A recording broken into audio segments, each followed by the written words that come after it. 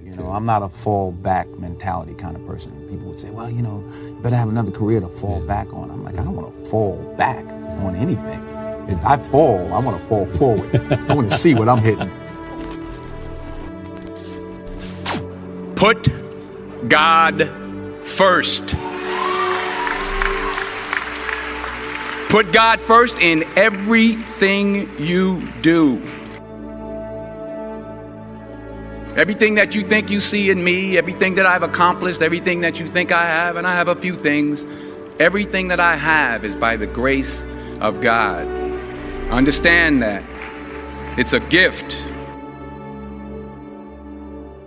40 years ago, March 27th, 1975, it was 40 years ago, just this past March, I was flunking out of college. I had a 1.7 grade point average. I hope none of you can relate. I had a 1.7 grade point average. I was sitting in my mother's beauty shop. They still call it beauty shops now? What they call it now? Yeah, I was sitting in the beauty parlor. I was sitting in my mother's beauty parlor, and I'm looking in the mirror, and I see behind me this woman under the dryer.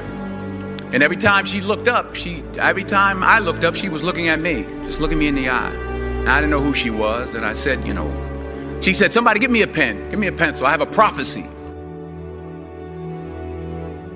March 27, 1975, she said, boy, you are gonna travel the world and speak to millions of people. Now mind you, I was flunked out of college. I'm thinking about joining the army. I didn't know what I was gonna do, and she's telling me I'm gonna travel the world and speak to millions of people. In fact, like a wise, I'm thinking to myself, maybe she's got something in that crystal ball about me getting back into school next fall. But maybe she was on to something, because later that summer, while working as a counselor at the YMCA camp in Connecticut, we put on a talent show for the campers. And after the show, another counselor came up to me and asked, had you ever thought about acting? You're good at that. So when I got back to Fordham that fall, I got in and I changed my major once again for the last time. And in the years that followed, just as that woman prophesied, I have traveled the world and I have spoken to millions of people through my movies. Millions who up till this day couldn't see me, who up till this day I couldn't see while I was talking to them, and they couldn't see me, they could only see the movie. They couldn't see the real me. But I see you today, and I'm encouraged by what I see. And I'm strengthened by what I see. And I love what I see. But that's not the most important thing, the success that I had. The most important thing is that what she taught me and what she told me that day has stayed with me since. I've been protected. I've been directed. I've been corrected. I've kept God in my life, and it's kept me humble. I didn't always stick with him, but he always stuck with me. So stick with him in everything you do. If you think you want to do what you think I've done, then do what I've done. I found that nothing in life is worthwhile unless you take risks. Nothing. Nelson Mandela said, there is no passion to be found playing small and settling for a life that's less than the one you're capable of living. Now, I'm sure in your experiences in school and applying to college and picking your major and deciding what you want to do with life, I'm sure people have told you to make sure you have something to fall back on. Make sure you got something to fall back on, honey. But I never understood that concept, having something to fall back on. If I'm going to fall, I don't want to fall back on anything except my faith. I want to fall forward. I figure at least this way I'll see what I'm going to hit. Fall forward. Reggie Jackson struck out 2,600 times in his career, the most in the history of baseball. But you don't hear about the strikeouts. People remember the home runs. Fall forward. Thomas Edison conducted 1,000 failed experiments. Did you know that? I didn't know that. Because the 1,001st was the light bulb. fall forward. Every failed experiment is one step closer to success. Fail big. That's right. Fail big. Today's the beginning of the rest of your life, and it can be very frightening. It's a new world out there. It's a mean world out there, and you only live once. So do what you feel passionate about. Take chances professionally. Don't be afraid to fail. There's an old IQ test, was 9 dots, and you had to draw 5 lines with a pencil within these 9 dots without lifting the pencil. The only way to do it was to go outside the box. So don't be afraid to go outside the box. Don't be afraid to think outside the box. Don't be afraid to fail big. You will fail at some point in your life. Accept it. You will lose. You will embarrass yourself. You will suck at something. There's no doubt about it. And I know that's probably not a traditional message for a graduation ceremony, but hey, I'm telling you, embrace it, because it's inevitable. In the acting business, you fail all the time. Early on in my career, I auditioned for a part in a Broadway musical. Perfect role for me, I thought, except for the fact that I can't sing. So I'm in the wings, I'm about to go on stage, but the guy in front of me, he's singing like Pavarotti. He's just, and he's just going on and on and on. And I'm just shrinking, I'm getting smaller and smaller. So they say, oh, thank you very much, and you'll be hearing from us. So I come out with my little sheet music, and it was Just My Imagination by the Temptations. That's what I came up with. So I hand it to the accompanist, and she looks at it and looks at me and looks out at the director and was like, all right.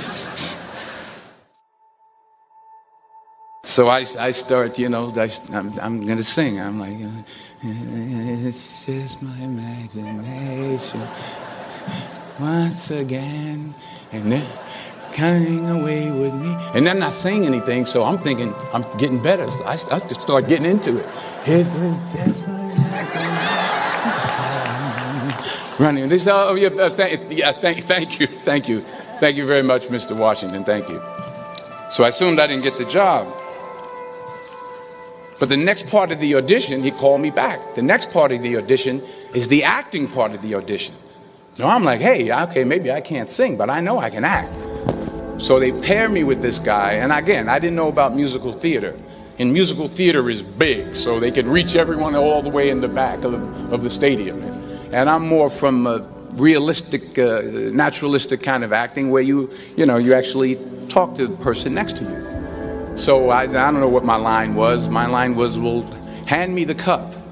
And his line was, well, I will hand you the cup, my dear. The cup will be there to be handed to you. I said, oh, okay. Well, should I give you the cup back? Oh, yes, you should give it back to me, because you know that is my cup and it should be given back to me. I didn't get the job. But here's the thing. I didn't quit. I didn't fall back. I walked out of there to prepare for the next audition, and the next audition, and the next audition. I prayed. I prayed, and I prayed. But I continued to fail, and fail, and fail. But it didn't matter, because you know what? There's an old saying, you hang around the barbershop long enough, sooner or later you're going to get a haircut. So you will catch a break, and I did catch a break. Last year, I did a play called Fences on Broadway. Someone talked about it. Won the Tony Award. And I didn't have to sing, by the way. But here's the kicker. It was at the Court Theater. It was at the same theater that I failed that first audition 30 years prior. The point is, every graduate here today has the training and the talent to succeed. But do you have the guts to fail? Because taking risk is not just about going for a job. It's also about knowing what you know and what you don't know. It's about being open to people and to ideas. In the course of the film, the character I play begins to take small steps, small risks. He very, very, very slowly begins to overcome his fears. And I feel ultimately his heart becomes flooded with love. And I can't think of a better message as we send you off today. To not only take risks, but to be open to life, to accept new views, and to be open to new opinions. To be willing to speak at a commencement at one of the best universities in the country, even though you're scared stiff. While it may be frightening, it will also be rewarding, because the chances you take, the people you meet, the people you love, the faith that you have, that's what's going to define you. If you don't fail, you're not even trying. I'll say it again. If you don't fail, you're not even trying. My wife told me this great expression: to get something you never had, you have to do something you never did. Les Brown's a motivational speaker. He made an analogy about this. He says, imagine you're on your deathbed, and standing around your deathbed are the ghosts representing your unfulfilled potential. The ghost of the ideas you never acted on.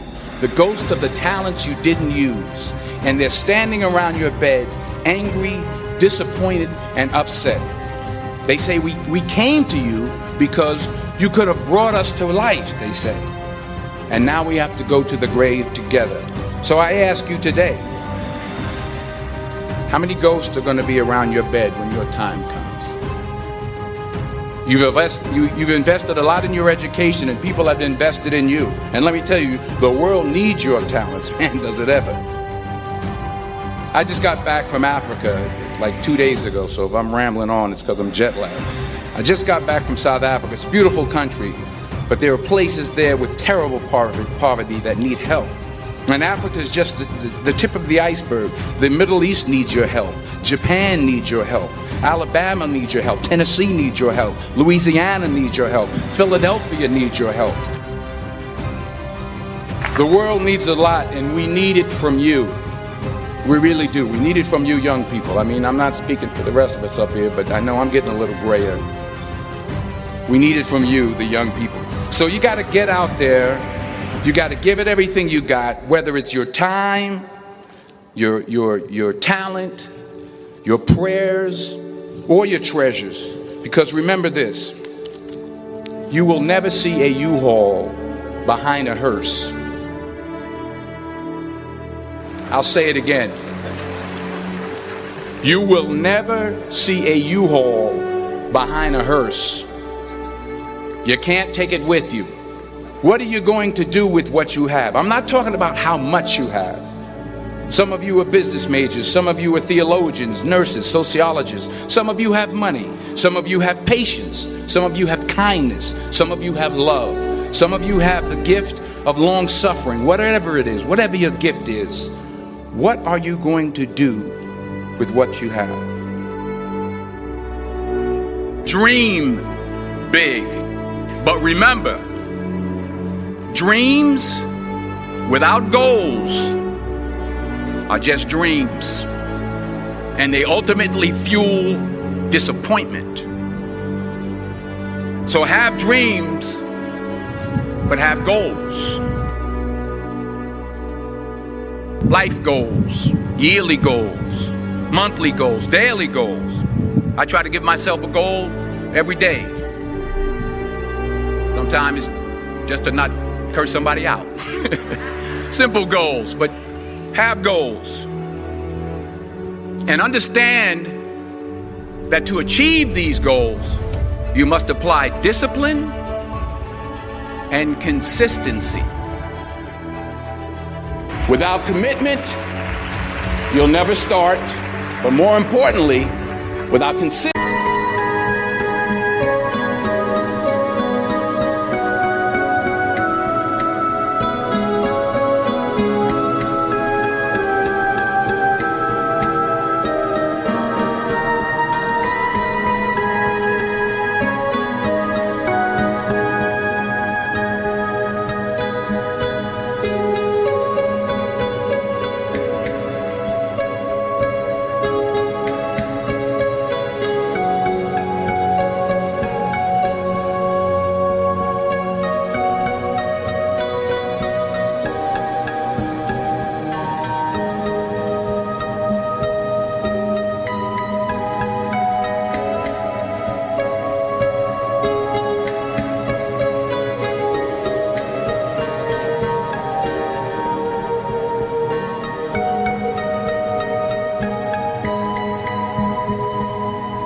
Consistency, you'll never finish.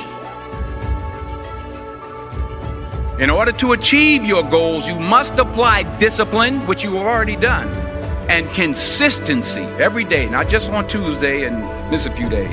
You have to work at it every day. You have to plan every day. You've heard the saying, we don't plan to fail, we fail to plan. It's not easy. If it was easy, there'd be no Kerry Washington. If it was easy, there'd be no Taraji Henson, P. Henson. If it were easy, there'd be no Octavia Spencer. But not only that, if it were easy, there'd be no Viola Davis. If it were easy, there'd be no Michael T. Williamson, no Stephen McKinley Henderson, no Russell Hornsby. If it were easy, there'd be no Denzel Washington. Hard work works. Working really hard is what successful people do. And in this text, tweet, twerk world that you've grown up in, remember, just because you're doing a lot more doesn't mean you're getting a lot more done. Remember that. Just because you're doing a lot more doesn't mean you're getting a lot more done. Don't confuse movement with progress. My mother told me, she said, yeah, because you can run in place all the time and never get anywhere. So continue to strive, continue to have goals, continue to progress. We all have different talents. Some of you will be doctors, some lawyers, some scientists, some educators, some nurses, some teachers.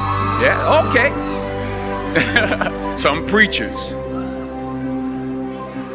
The most selfish thing you can do in this world is help someone else.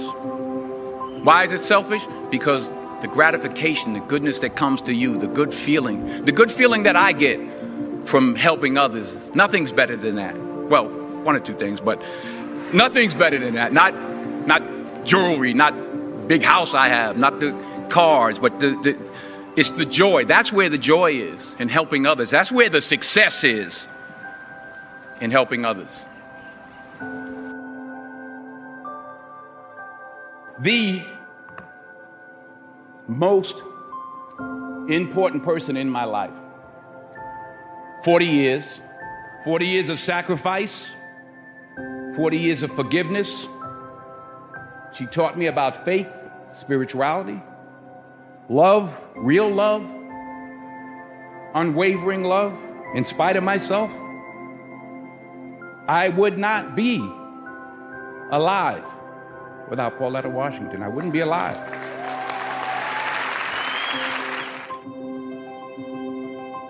Small minds discuss other people, gossip. Good minds discuss events. Great minds discuss ideas. In this Twitter tweet, mean world that we've created for our children, the least we can do is consider what we've done and think about the young people, the future. and individually, collectively do the best we can to try and turn this thing around. I blame no one. I look in the mirror. On the other side of it, what an opportunity we have, because tomorrow's the first day of the rest of our lives. So what an opportunity we have. As I said, I'm a positive person. I think that you have to take what you're given and do something with it. You know, the easiest thing to do is complain about it and give in to that. But I try to turn that into something positive, and so far it's worked for me.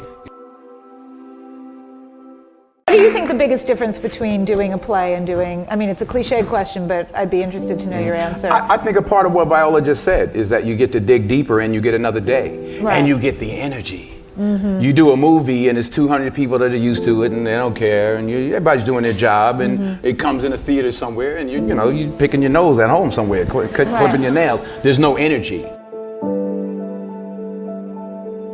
Right. When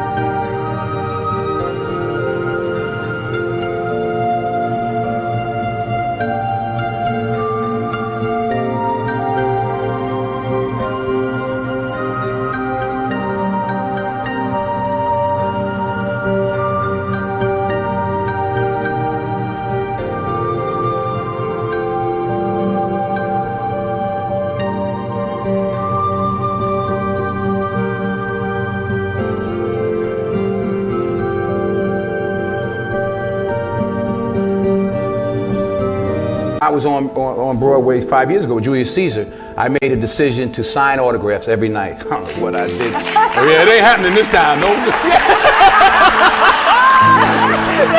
Only as I rub my knees, only because my knees are bad, it's hard for me to stand. But. And why did you decide to do that? Well, I wanted to say thank you. It was my way of saying thank you. And the first night, it was like 5,000 people out there. I said, okay, wait a minute. Everybody who has playbills from our show. So, yeah, because it was like people were just wandering up the block. I was like, wait a minute. I forgot I'm on, 42nd Street, Times Square. I was like, wait a minute. But honestly, you were signing for weeks. The energy, and I was out there an hour and a half every night, every show. But the energy you got back, the stories, the 5 little old ladies who just drove in from Detroit. And I'm like, well, what y'all doing tonight? They said, we're getting back in the car, baby. We got to go back tonight. And, a little 84-year-old lady was like, baby, if I was 3 years younger. Oh, true story. True story. Then we had, and I say this also, because I hope it happens with this play. We had some high schools come. We had one school from somewhere, I forgot where, and they were doing Julius Caesar, and some young kid was like, well, my Brutus is a bit different. He's more the classic stoic. But it was great to engage and exchange with these young people. There was an energy. I got more from it than I gave to the people that I signed for. That's, you don't get that. The odd thing about success in film is the budgets get bigger, you make more money, but they become more formulaic. So you don't get the opportunity. So God willing, if I stay around long enough, this is what I'm going to be doing.